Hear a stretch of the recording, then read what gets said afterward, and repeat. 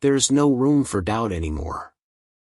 Real Madrid is scheduled to sign French star Kylian Mbappe in the summer of next year 2024, regardless of the means by which the deal will be completed, whether for free or even for a fee in the event of a player transfer. He renews his contract with his club, Paris Saint-Germain. This is confirmed by the statements of veteran star Dani Carvajal, one of Real Madrid's leaders this season, who took advantage of the current international break to speak frankly on this subject. Carvajal confirmed that talks were already taking place in the royal house about the possibility of Mbappe coming this summer, especially after the player was excluded from the Parisian summer camp in Japan, but things turned upside down in the end, without denying or confirming what happened. It would happen in the future, but he was satisfied. It is certain that Kylian will be one of the best players to wear the meringue shirt if he is signed. It is worth noting that President Florentino Perez has already settled the controversy surrounding this issue since the beginning of this summer, when he confirmed in a video clip that has been widely circulated in recent months, that the Royal Club will settle this deal in the summer. Next year is 2024. Will this scenario really happen? Real midfielder Luka Modric revealed the reason that prompted him to stay with the Spanish club this summer and rejected all the offers made to him.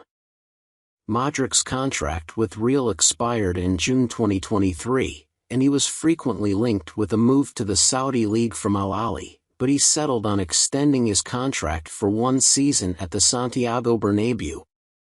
The 38-year-old said in statements to the Croatian newspaper Sportske Novosti, "I am strongly convinced that I can continue playing the way Real Madrid needs." He added, "I decided to stay because I wanted to feel the joy of achieving the Spanish league title. I do not know the reason behind this matter, but it is the truth." Modric confirmed that he stipulated for coach Carlo Ancelotti during the renewal until June 2024 that he continue playing as a competitive player who can provide a current addition and not as someone who exists only for his previous achievements. "As for the future, I want to stay in football after I retire from football. I recently entered the training academy in Croatia and I hope to finish it successfully." At the end of his speech, Modric praised the new players in the club, especially the English star Jude Bellingham, who made a distinguished addition immediately upon his arrival to the team. Spanish goalkeeper Kepa Arrizabalaga, the new guardian of Real Madrid, admitted that he would have moved to Bayern Munich had his teammate Thibaut Courtois not suffered a cruciate ligament injury. And Kepa benefited from the saying, "The misfortunes of a people lead to the benefits of other people," as Real Madrid moved to join him in its ranks after confirming Courtois' absence for several months due to the cruciate ligament, and the agreement for his transfer to Real Madrid. Bayern eventually collapsed. And the new Real Madrid goalkeeper said in statements to the Spanish radio Cadena Cope, in the early hours of Thursday morning, "Yes, had it not been for Courtois' injury, I would have become a player in Bayern. I was close to moving and negotiations were very advanced."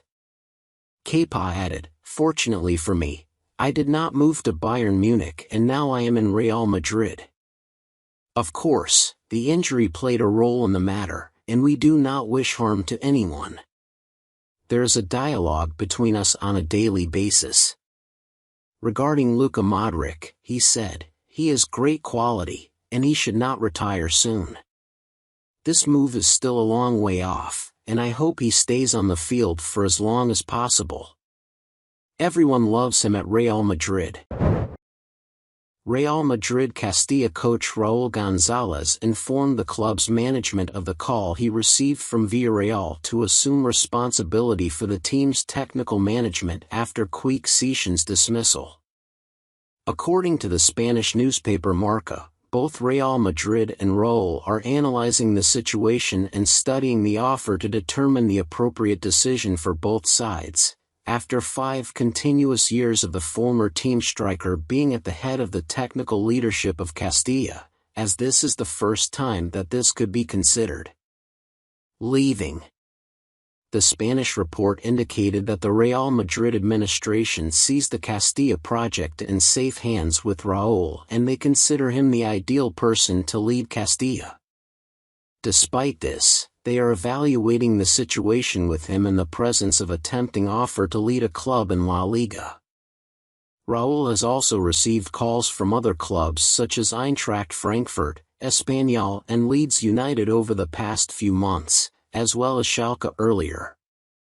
In all of these cases, the coach has refused to move out of Real Madrid, but is now seriously considering an offer for the Yellow Submarines according to the report. It is worth noting that Villarreal occupies 15th place with only 3 points after 4 rounds, winning once and defeating 3 times.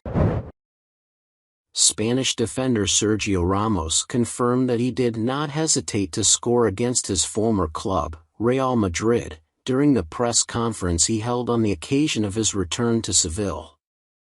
Sergio Ramos began his career with Seville, then moved to Real Madrid in the summer of 2005, and spent 16 years with the Royal Club, during which he achieved many exceptional titles, most notably winning the Champions League title.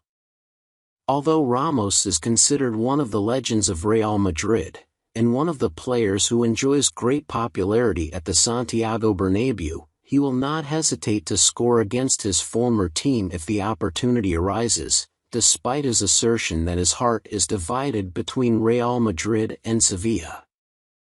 "I have spent half my life in Seville and the other half in Madrid," Sergio Ramos said at the press conference when asked about his return to the Santiago Bernabéu as a competitor.